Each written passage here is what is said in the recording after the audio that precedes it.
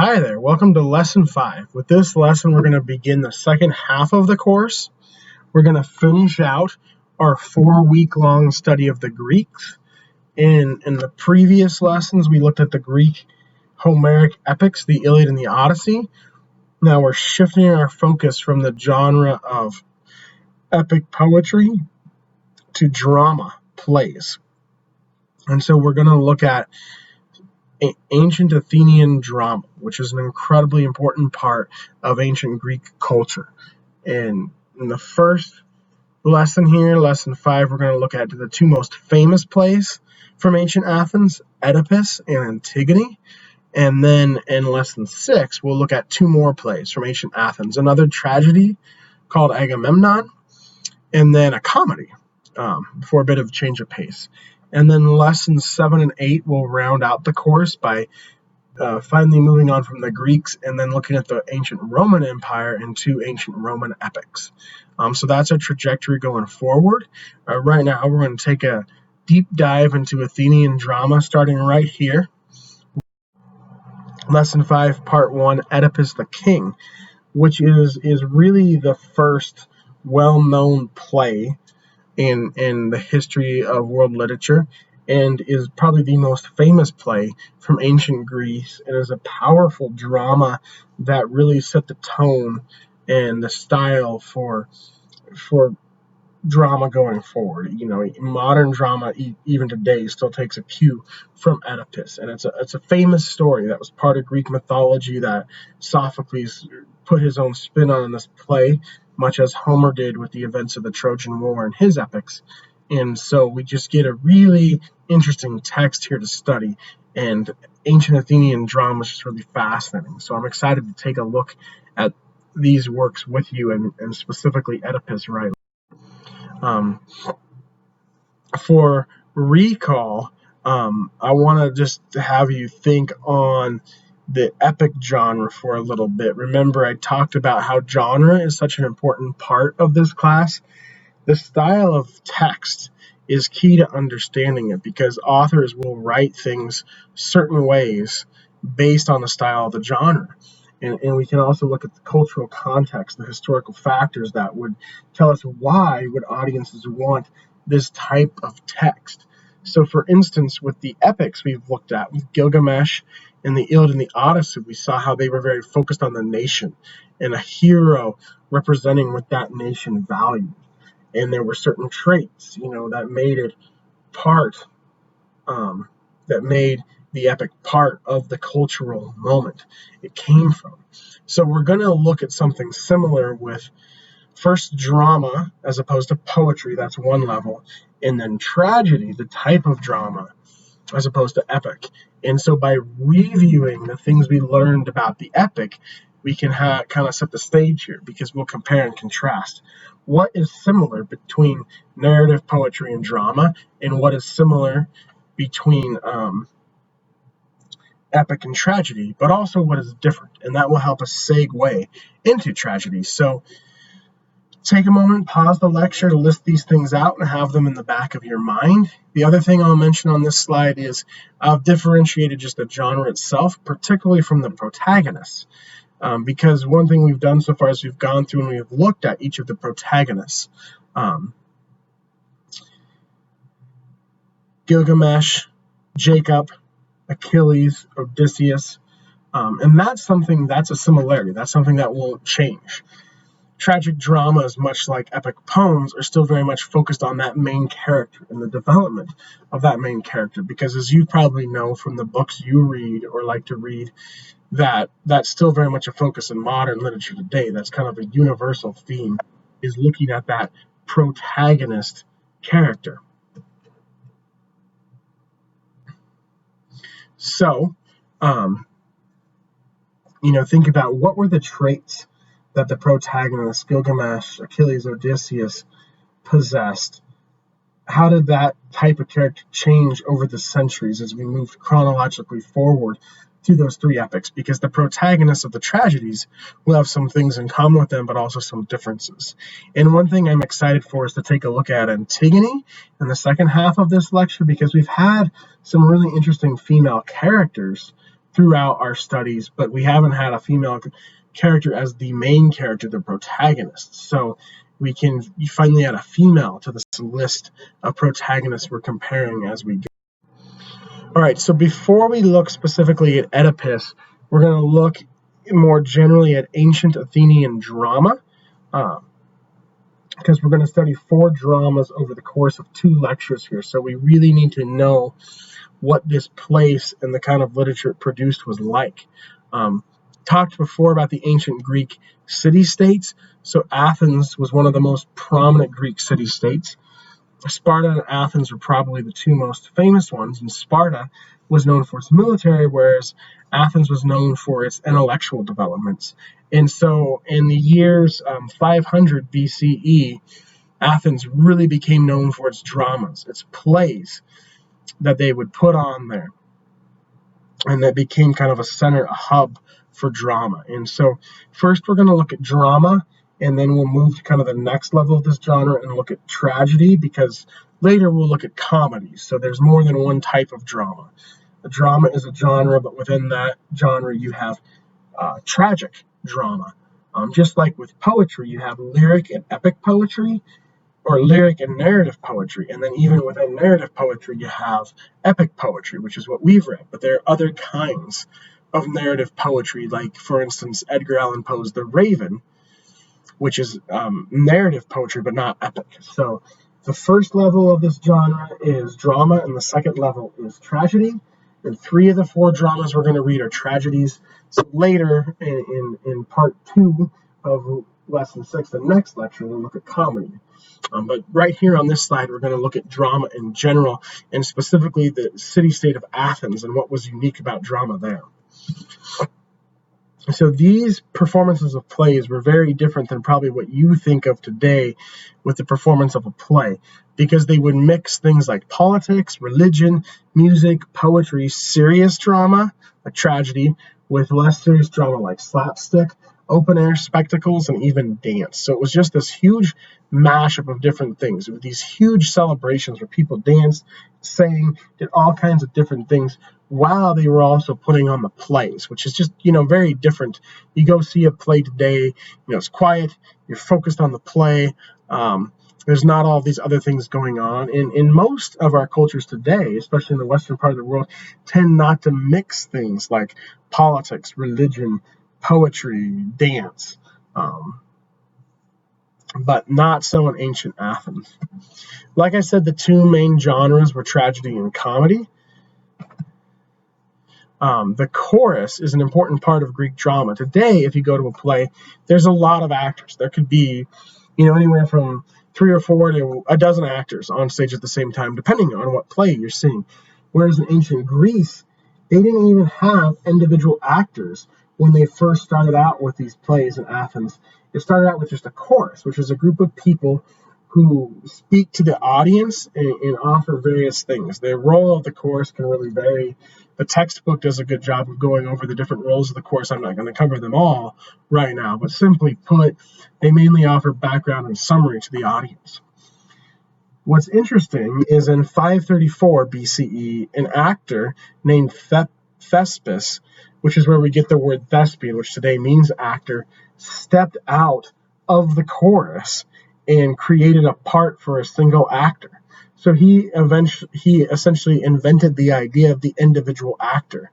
Every famous actor today owes their job to Thespis. And this moment in 534 BCE was essentially the invention of drama. Because once you had actors, not just chorus, you could do so much more. And you could produce something that, even if we're not seeing it performed live, we read today as literature, and we can get so much out of it, as you'll see in this lesson. But even with this individual actor, Greek drama was still very, very limited in terms of actors. There were just 2 actors usually, and they would play multiple roles, and they were both men. So they'd play the roles of the female characters as well. And kind of an interesting thing is Sophocles, the playwright we're reading today, the most famous Greek playwright who wrote Oedipus and Antigone, he invented the concept of a third actor. And so that allowed them to mix things up more.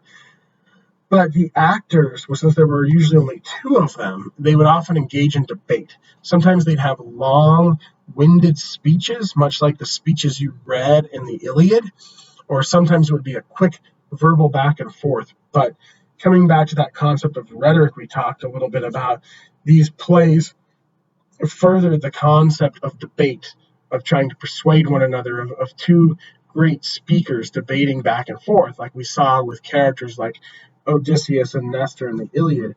That continued on here and was kind of part of the feature of Athenian drama with just two actors and then a chorus in the background. And you'll see that in these plays, whereas both Oedipus and Antigone are very much about characters debating what to do, what course of action should they take. And you have Oedipus debating someone, or Antigone, really that play centers around the debate between Antigone and Creon. A little more about Athenian drama here. These plays were borrowed or adopted a lot of traits from Homer. Like he was like the first Greek writer to write things down, and so he was really influential. So the subject matter, a lot of these plays from ancient Athens were about the Trojan War and things Homer wrote about. Similarly, like I just mentioned, they'd have vivid dialogue and an exciting narrative and complex characters. So the dialogue I just mentioned, but an exciting adventure like Odysseus went on. These plays are very suspenseful and exciting. And then the complex, morally ambiguous characters. We do not have simple, straightforward, one-note characters here. We have very complex characters. They got all of these concepts from Homer. So even though we're shifting from poetry to drama, we see how they use similar features, how influential Homer was in shaping writers to come, writers still today even. One issue with ancient Athenian drama is that very few works have survived. The four playwrights included in the textbook, Aeschylus, Sophocles, Euripides, and Aristophanes, are the only Athenian playwrights of whose manuscripts survived the centuries, who we can read today. But there were dozens, probably 100 more playwrights. We like to think, kind of imagine, fantasize that these were the best plays, but we really don't know. They might be the only ones left. But certainly Oedipus has come to be regarded as one of the most interesting and influential dramas of all time.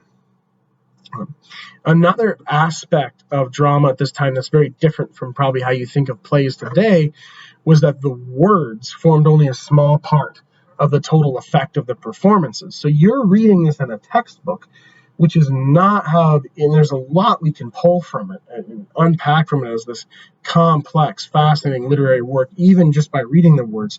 But for the ancient Athenians, when these were originally performed, that was not the case. They would see it performed live, and there'd be all these things going on. There's the chorus, there was usually music, so they might not be able to hear every word. People might be sitting up in part of the theater where they couldn't hear everything. They could just see it. And so it was this whole thing. It was a show, not just a reading, if you will. And so if you could see one of these plays performed live today, that wouldn't be the same, but it'd be a little bit closer than just reading it. But even just reading it, these texts are rich with fascinating themes and characters. So I could only imagine what it would have been like in ancient Athens. And to sum up, I have one last bullet point to sum up everything on this slide. These were plot-heavy, character-driven dialogue. These plays were known for plot-heavy, character-driven dialogue mixed with music, poetry, and dance. So we can still get the plot and the characters today, and we can still get some of the poetry and the rhythm of the lines, but the music and the dance is kind of lost on us today, which is a shame. But that's ancient Athenian drama in a nutshell. Quite interesting. Now, as we move closer to the actual text, we'll see why it's so influential. A little bit about Sophocles himself for the historical factors, and then we'll look at specifically the genre of tragedy. So like I mentioned, many of these plays have been lost, so we only have 7 of his plays, and they are considered by scholars to be the greatest achievement of ancient Athens. And then we see characters with psychological depth who stand apart from others on the edges of society. So one similarity to the epics here is the characters have psychological depth, which we really saw with Odysseus. He was the most complex, most fleshed out of the three epic protagonists we've looked at. But a difference is these characters tend to stand apart from others. They're on the edges of society. For instance, Gilgamesh and Achilles and Odysseus were representative of their society. That's a big difference. They were kings or leaders in some capacity. In the Odyssey, for all the psychological depth we see with Odysseus, it ends with him reclaiming his kingdom, whereas Oedipus ends with him losing his kingdom. So they take a cue from Homer with psychological depth, but Sophocles departs from Homer with having these more fringe type characters or outcast type characters rather than leaders, which I think is kind of an interesting development, because as much as Homer had psychological depth, especially with Odysseus, I think these fringe outcast characters are characters with even more psychological depth. And so they pose questions to us like, what does it mean to be part of a family, a city, the human race? Like every text we're reading in here, this text, Oedipus and then Antigone, they're classics because they ask the big questions. What does it mean to be human? But Oedipus and Antigone throw kind of another layer into that question of what does it mean to be human, by asking what does it mean to be a human who's part of a community. And like I said, we have three ancient Athenian tragedians, playwrights who wrote tragedies here: Aeschylus, Sophocles, and Euripides. And even though Aeschylus actually wrote about Homeric characters, and we'll actually read his play Agamemnon in the next lecture, in terms of the style, Sophocles is the most Homeric, you could say, in that he's got the characters with the most depth. He's got the best speeches, and he's got the most exciting narratives. Of those traits the playwrights borrowed from Homer, Sophocles uses them the most, uses them the best. I mentioned before he introduced the concept of a third actor. He still has these debates between two characters, but there could be even more tension and drama with a third actor, and so the chorus became less central. And so of all the Athenian plays, this transition introduced by Sophocles is really important and moves the play a bit closer to, what we think of when we think of drama today. And Sophocles, I kind of mentioned this already, but like Homer, drew on pre-existing mythology. So in other words, he takes legends or folktales that were part of Greek mythology already and reinvents them for his own means. So the Oedipus story, just like the story of the Trojan War, was already very familiar to the Greeks before Sophocles wrote these plays. And so the story, when you hear the Oedipal story, it's very famous in our culture, that might not be referring to this specific play, kind of like how there were certain details of the Trojan War, like the Achilles heel, the Trojan horse, that never show up in the Iliad, but we know them as part of the mythology. Last two comments here have to do with Oedipus's name. It can mean two different things in the Greek language. One is no foot and one is swell foot. And swell foot, he actually has big feet. And this really speaks to Oedipus's character, which is why I want to talk about this before we move on. Because he operates on two levels as a character. On one level, Oedipus is a character we can really identify with. He's very human, and we probably feel anger at him at times, but also sympathy for him. He's very human in that sense. But then at the other end of the spectrum, he's also this kind of fringe, cast out outsider character who he's done extreme things. We might be able to sympathize with him, relate to his pain, his suffering, but none of us are probably ever going to do some of the things he does, such as kill his father and marry his mother. And so he's a relatable but fringe character at the same time. And no foot means we know him. We can understand him. We can relate to him. Swell foot, referring to his huge feet, shows how he's also different from us. And that's part of what makes him such a fascinating character to study. We can look at him and see how human beings operate, but we can also see extremes of human behavior as well. So before we look at the actual play, we need to look at the genre of tragedy. Remember, there's layers to genre. So with epic poetry, it's actually narrative poetry, a specific kind of narrative poetry, which is epic. Here we have tragedy, here we have drama, which means plays, and then tragedy, as opposed to comedy or other things, a specific type of drama. So what are some of the unique features of tragedy as a genre? To kind of compare, you had the Iliad and the Odyssey are examples of epics, and Oedipus and Antigone, what we're reading today, are examples of tragedy. A big part of tragedy is what we call irony. Now, this is an important word, so we're going to meditate on this word irony for a few minutes. So, with irony, you have a term, a concept that people use all the time, but they don't always use it the correct way. Usually when people say that's ironic, they mean that something surprising or unexpected or kind of the opposite of what they thought would happen has happened, but that's usually just a coincidence. And when it's a coincidence, it's not really irony. Irony is actually a very intentional part of literature. It's not a coincidence. It happens on purpose when a writer chooses to include it in their story or their poem or their play. And Sophocles, in writing Oedipus, basically invented the concept of irony. He's like the originator of irony, and it's now come to be a staple, a common thing in all kinds of pieces of literature. But irony is where what appears to be the case on the surface differs radically from what is actually the case. And so when we hear that word tragedy, we think of sadness, things going wrong. Irony drives home the tragedy, makes the tragedy even more stark. So Oedipus unknowingly kills his father and marries his mother and then sires children with his mother, which is very disturbing and certainly tragic. But how is that even more tragic? Well, he didn't know he was doing it. That makes it even more tragic. But on top of that, that's not the irony. On top of that, we get the irony, which makes it even more tragic, which is that he heard a prophecy he would do this. His parents heard a prophecy he would do this, so they sent him away as a baby.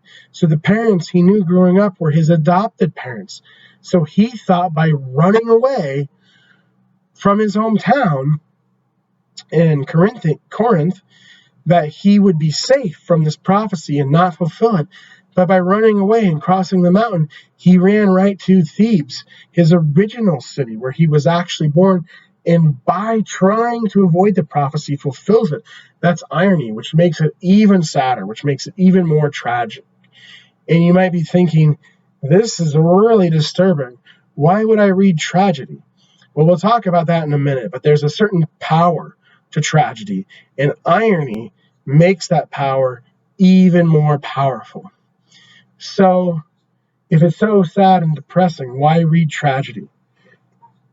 There's different theories put forth for that, but the theory that I agree with and believe most was put forth by another Greek, Aristotle, in his works called Poetics.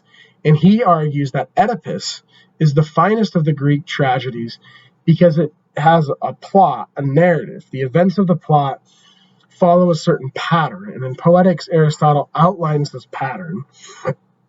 And what he says is if a play follows this pattern, the drama will be so intense and so gripping that the audience will be so distracted for a moment.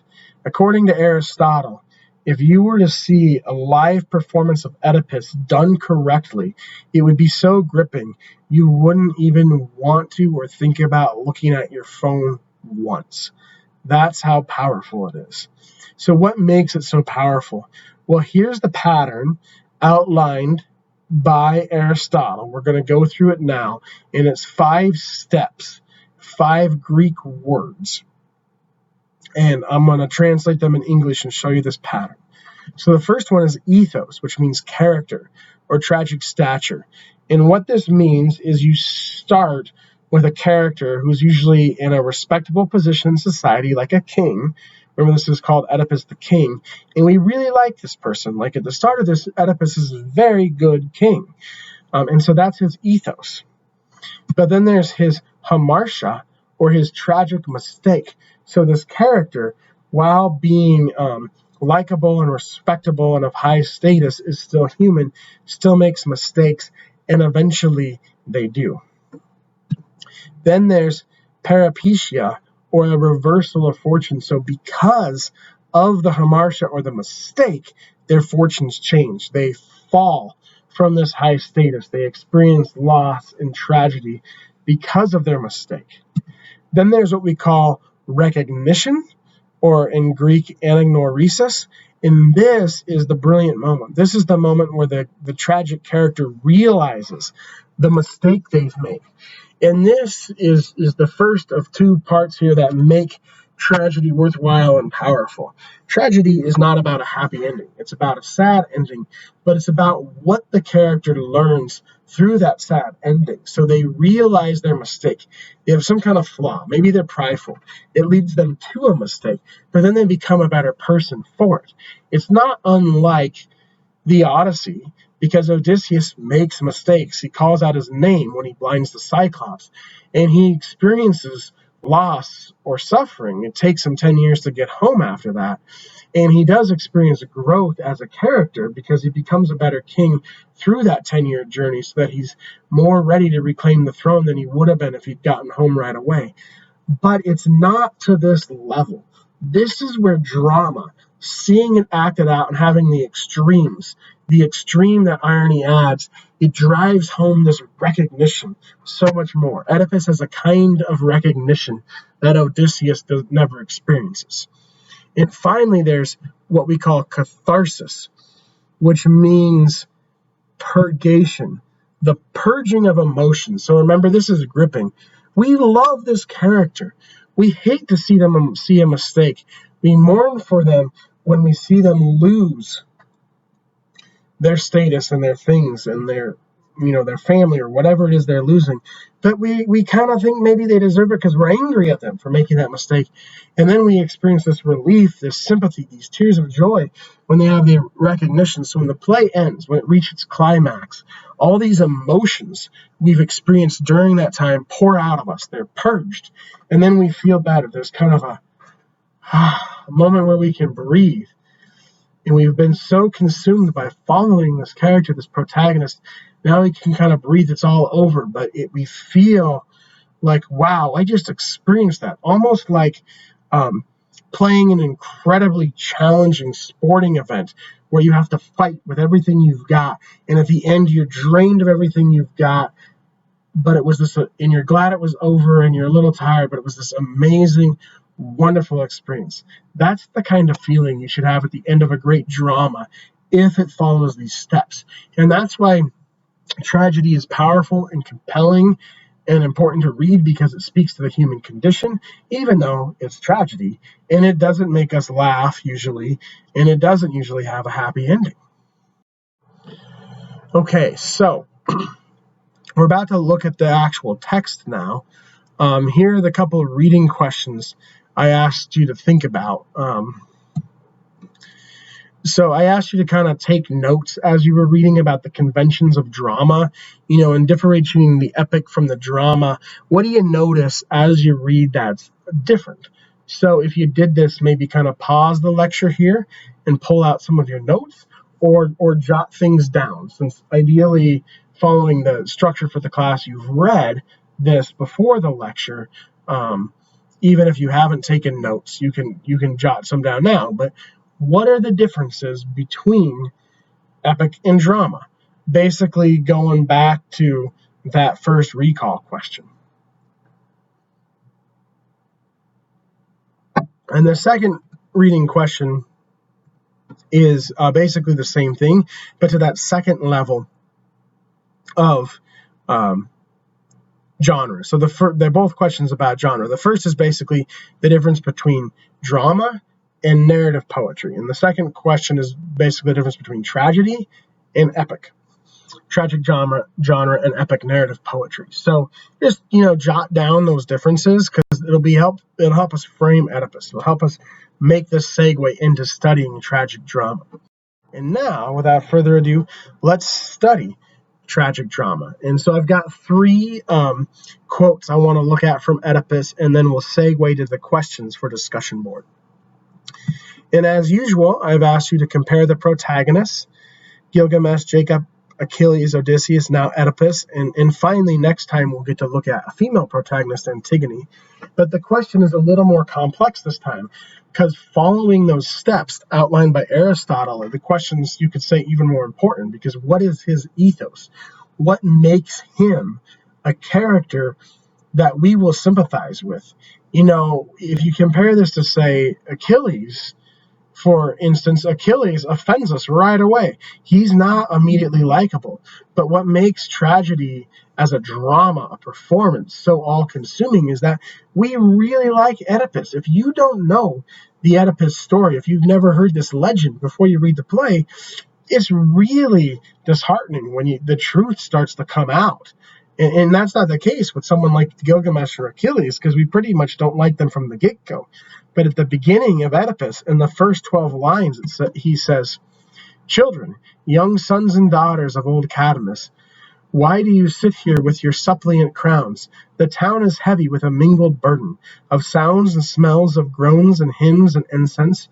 I did not think it fit that I should hear of this from messengers, but came myself. I, Oedipus, who all men call the great. You're old and they are young. Come speak for them. What do you fear or want that you sit here, suppliant? Indeed, I'm willing to give all that you may need. I would be very hard should I not pity suppliants like these." So what basically the context here is that he's king of this city, Thebes, and it's being afflicted by a plague. And he wants to help his people.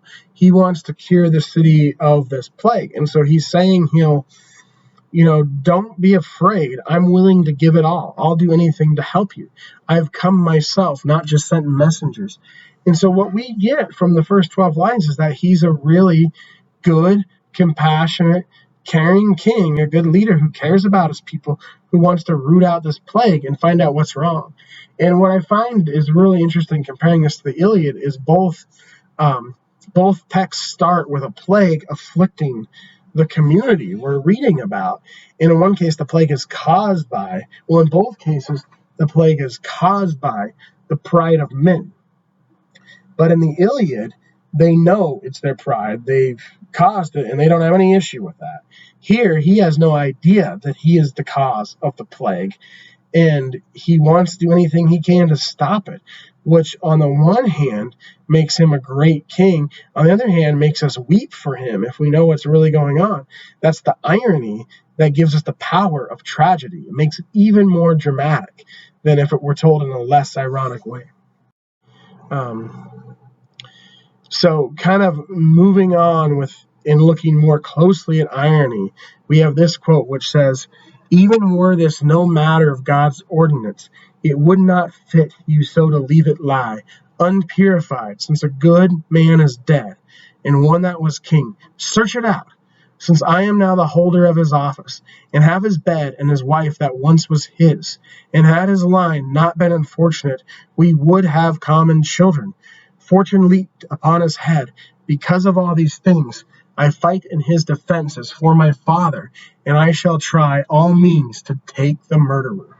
So this is, if you like Oedipus, you should just be openly weeping here, because he so badly wants to cure this plague. He so badly wants justice. The prophet Tiresias has told him that the plague is afflicting the city because the king was murdered, and they haven't rooted out the murderer yet. The murder of the king is unsolved.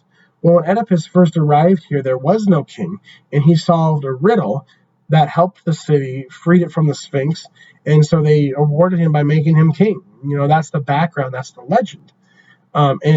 Since there was a widow, it just made sense for him to marry her. And now they've had a long life together. They're raising 4 children, and he's a king, and he's a good king, and everything's happy. But this plague afflicts them, and they learn that the past king was murdered and no one knows who killed him. So it becomes like a murder mystery here. And Oedipus, as our hero, wants to solve, our tragic hero, wants to solve this murder, wants to root out this plague. But the whole time, he's the cause of the plague. He met the king on the road, didn't know he was the king, and over a disagreement killed him. So when he arrived, he had no idea the man he had just killed was the king. And so he had no idea he was taking his place. He also had no idea that king, that person on the road, was his father. And he had been told as a young boy in a prophecy from the gods that he would murder his father and marry his mother. So his reaction, run away from his father and mother, right? That's what you or I would do, wouldn't you think? And of course, those weren't his real parents, because of course the king and Jocasta received this prophecy, and of course the king wanted to kill his son to prevent the prophecy, but couldn't bring himself to do it, so asked his wife to do it, and of course she couldn't kill her son, even though she knew she should, so she sent him away. And of course he was adopted, and of course he heard the prophecy, and of course he didn't know his parents had adopted him, and so he ran away, running from the prophecy, ironically running right to it. And so here, when he says, search it out, I shall by all means take the murderer. He's the murderer. And have his bed and his wife that was once his, and had his line not been unfortunate, we would have common children. They do have common children. Oedipus's 4 children are also his half siblings, his half brothers and his half sisters. It's disturbing, it's sad, but it's powerful. Finally, we have that recognition, that anagnoresis, where Oedipus realizes his mistake because he becomes vigilant about finding the murderer to cure the plague. The prophet Tiresias, he's a prophet, and so he knows what really happened. He's telling Oedipus, you don't want to know this. Ease back up. If you find this out, it's going to destroy you. And Oedipus says, no, I need to know. I need to know. And at first, Oedipus is searching for the truth. He's searching for this murderer. He wants to help his people. So at first, his vigilance is part of why we like him. It's part of his ethos. His vigilance is part of his ethos at first. But then, as the story goes along and we start to get hints, if we don't know the story, as to what might really be the case, and he's warned by the prophet, who most people know they should listen to, not to pursue this, that's his mistake. That's his hamartia. And we start to see now he's vigilant, not just for justice and not just to help his people, but because he feels like he has to know this, even though he's been told by wise prophetic men, you don't want to know this. And so he pushes and pushes to know the truth and forces the truth out. And that's his mistake. And we see him being too pushy with Tiresias, and that's his peripecia, his reversal of fortune, where he kind of falls from grace in our eyes. And then we see when the truth does come out, Jocasta realizes it. She remembers the prophecy. We like Jocasta. She's a sympathetic character, and she kills herself. We're really seeing the reversal, the peripecia there. But then finally, Oedipus realizes the mistake and he blinds himself. So blindness is incredibly important because it's irony again. He can finally see. He finally sees the truth. He knows what happens. He knows his tragic story. He knew he made a mistake pushing for it, but the truth had to come out. And now that he knows the truth, now that he can truly see, he blinds himself to symbolically and ironically represent what he has learned. So that blindness, ironically, is that anagnoresis, that moment of recognition. And here's a great quote about his blindness. What I have done here was best done. Don't tell me otherwise. Do not give me further counsel. I do not know with what eyes I could look upon my father when I die and go under the earth, nor yet my wretched mother, those to whom I have done things deserving worse punishment than hanging. Would the sight of children, bread is mine, gladden me? No, not these eyes never. In my city, its towers and sacred places of the gods, of these I robbed my miserable self, when I commanded all to drive him out, the criminal, since proved my God impure, and of the race of Laius. So Laius is his father, and he is the criminal, and he is of the race of Laius because he is Laius' son. So it's too unbearable for him to see the truth. And he's recognizing that now. As people told him it was too unbearable to see, and he still pushed for it and made his mistake. Now he realizes it, so he blinds himself. And of course, this is where we're weeping with him. And of course, he wants to see his children, and he gets to see Antigone and her sister before he goes into exile. But he's saying he's unworthy here. That's the beauty of tragedy, is this protagonist starts out great, makes a mistake, falls, but then returns to greatness. And rather than greatness of social class or wealth, it's greatness of character. They've learned, they've grown. And so it's kind of like what happens to Odysseus without the accompanying reward, without the return of the elixir like Odysseus' crown. Rather, here he's blind and exiled and outcast, but he has this recognition he has learned, and we are weeping with him at the end of the play. And that's that catharsis. Our emotions pour out as he says goodbye to Antigone and her sister Ismene here. So, now that we've been through that tour de force of a play, what are some good questions for you to consider on the discussion board? Something to think about is fate. Oedipus can't escape his fate. He tries to run away from it, and he cannot get away from it. And this was a big deal in the ancient Greeks. Remember, going back to the Iliad, Achilles is fated to die young and gloriously. And for a long time, it seems like he can make that choice because he stays out of the war. But inevitably, he goes back into it. So were the Greeks a fatalistic society? Were they people who, believe there was no human free will? Or do we see free will here? It's up for debate. I'd love to hear what you think. And I talked about no foot and swell foot, the two meanings of Oedipus's name, how we can both relate to him, but he also has these extremes that may teach us things, but are, we're not going to turn around the corner tomorrow and murder our father and marry our mother. So how is this helpful? Why have a character who's both relatable and extreme at the same time? You could also choose to talk about the dramatic effect, which is that pattern we just went through with Aristotle. Why is that effective? If you think it's effective, the question also asks you, simply put, do you like this play? If you choose question 3, you can answer that. Like, it's disturbing. Would you rather have never read this? Or is the dramatic effect that Aristotle discusses, does that make the payoff worth the cost here? Scholars also really debate what is Oedipus's hamartia, what is his mistake. I suggest that it's pushing the prophet too far, demanding the truth when they say the truth will hurt. Or could it be when he was younger and he ran away from home, hoping to avoid the prophecy? Scholars really debate when and where he makes his mistake, and so your thoughts on that are very welcomed. Finally, we come back to this big question the play asks: what is the relationship between the individual and the community? Oedipus is the leader. He's supposed to take care of the people, but he's been essentially set up by the gods from the beginning to fail at that, even though he has the characteristics of a good leader. And in some respect, pushing for the truth to try to help the people, trying to do his job as a good leader is what leads to his downfall. And finally, with his sins, with his mistakes in mind, we have to consider he committed them unknowingly, or is it his pride, running from prophecy? It's complex unpacking this character, but would he ever be accepted in another community again?